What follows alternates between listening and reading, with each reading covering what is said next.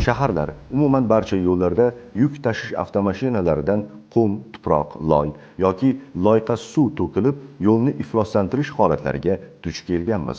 Ushbu rolikda yuk tashishdagi tartib va me'yorlar haqida so'z boradi. Assalomu alaykum.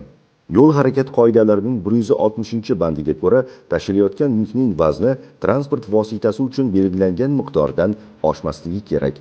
162-bandiga muvofiq qurilish materiallari, qishloq xo'jaligi mahsulotlari, sanoat va oziq-ovqat tovarlarini, shuningdek, to'kiladigan boshqa yuklarni tashishda yuk majburiy tartibda brezent yoki boshqa qalin material bilan yopilgan bo'lishi.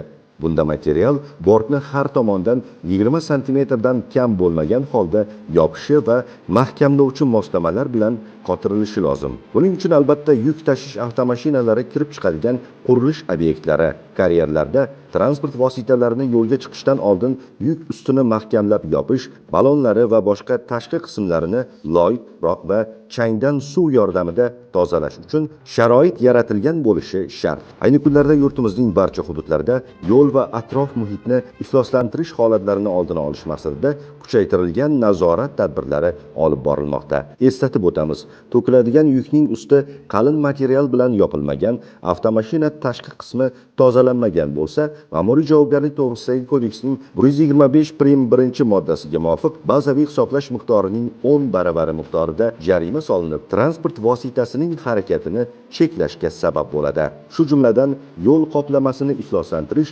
mazkur kodeksning 147-moddasiga muvofiq fuqarolarga bazaviy hisoblash miqdorining 5 baravari, mansabdor shaxslarga esa 20 baravari miqdorda jarima solishga sabab bo'ladi. Bundan tashqari, Vazirlar Mahkamasining 2021-yildagi 125-son qaroriga ko'ra, avtomashinalardan chiqadigan zararli gazlarning ruxsat etilgan me'yorlari belgilangan bo'lib, Ekologiya qo'mitasi bilan hamkorlikdagi nazorat tadbirlarida mazkur qoidabuzarlik uchun ham ma'muriy choralar qo'llanmoqda.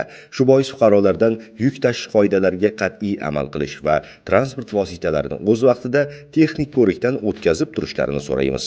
Yo'llar ozodaligiga rahna soluvchi holatlarni aniqlash va qonuniy chora ko'rish bo'yicha reyd tadbirlari davom etmoqda.